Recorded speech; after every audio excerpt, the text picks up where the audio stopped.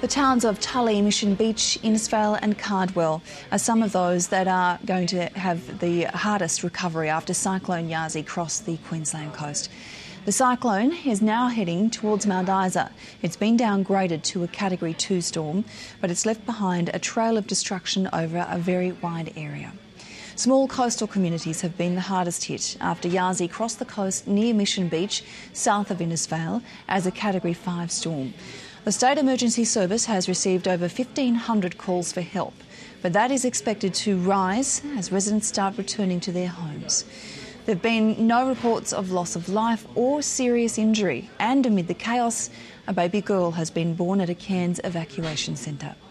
180,000 homes are currently without power across the north. That figure is expected to increase to 200,000 and supplies could be out for several days. Yasi has been downgraded. It's on track now to hit Mount Isa as a Category 2 storm at around 8 p.m. tonight, local time. Joining me on the line from the Queensland Weather Bureau is ALASDAIR HAINSWORTH. Thanks for your time, ALASDAIR. What's the latest with Yasi? Yes, a short time ago it was around about 150 kilometres southwest of Georgetown and moving west to southwest at around about 40 kilometres an hour.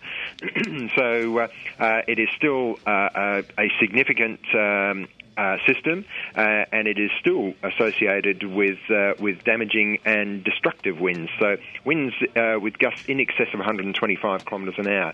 Now those will weaken as it continues to move in a west-southwesterly direction. But overnight tonight it will be near the Northern Territory border west of Mount Isa, and by that time, once it's west of Mount Isa, it will be a tropical depression, so it will have weakened below a Category 1 storm.